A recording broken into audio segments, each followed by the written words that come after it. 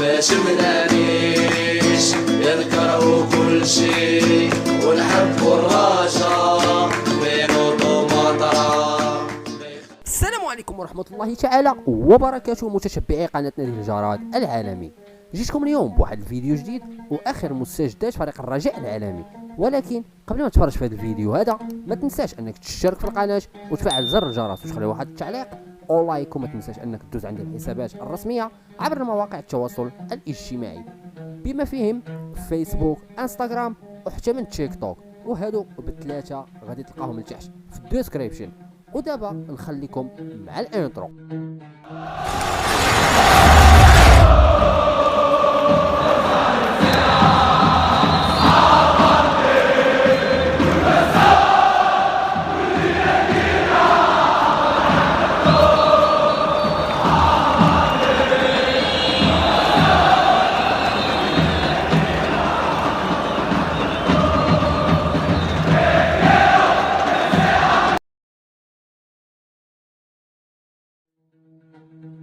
ونبداو دابا خوتي الرجاويين خواتاتي الرجاويات الفيديو ديالنا على بركة الله. وعلى إثر وفاة والدته قناة نادي الجراد العالمي تتقدم بأحر التعازي للاعب السابق لفريق الرجاء العالمي مروان زمامة، راجين من العزيز القدير أن يلهمه وذويه الصبر والسلوان وأن يتغمدها بواسع رحمته، فهو السميع المجيب. إن لله وإن إليه راجعون.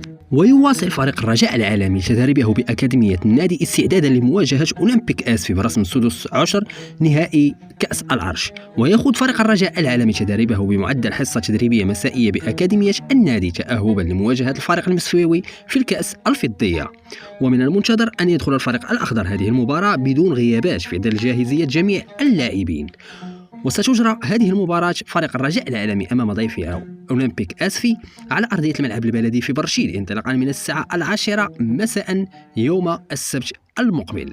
أعلن نادي الرجاء الرياضي طرح تذاكر مباراته أمام أولمبيك آسفي المقرر يوم السبت القادم على أرضية الملعب البلدي لبرشيد. وحدد الرجاء أسعار التذاكر في فئتين، الأولى تصل إلى 50 درهم بينما الفئة الثانية يبلغ ثمنها 150 درهم، علما أن الفئة الأولى نفذت حسب ما تظاهره المنصة المخصصة لبيع التذاكر. وسيقتصر حضور جماهيري لهذه المباراة على أنصار الرجاء فقط بعد قرار السلطات المحلية لبرشيد بمنع مشجعي أولمبيك آسفي من التواجد في اللقاء لأسباب أمنية.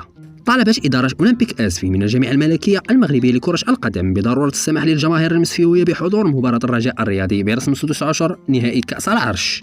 وأكد الفريق المسفيوي في مراسلته إلى الجامعة إن تنظيم مباريات البطولة يختلف عن مباريات كأس العرش لأنها تتطلب تنظيما خاصا وضوابط وتنسيقا وترتيبات بين الناديين متباريين. التنظيم المشترك بين الناديين فيما يتعلق بجميع الإجراءات المرتبطة بالمباراة، احترام تكافؤ الفرص في مباراة وحضور جماهير الناديين من دون استثناء من خلال مساهمته المالية والمعنوية، إضافة إلى تسويق المنتوج الراقي لهذه المسابقة الغالية من طرف الناديين في إطار التنافس الشريف الذي يرقى إلى تشريف كرة القدم المغربية.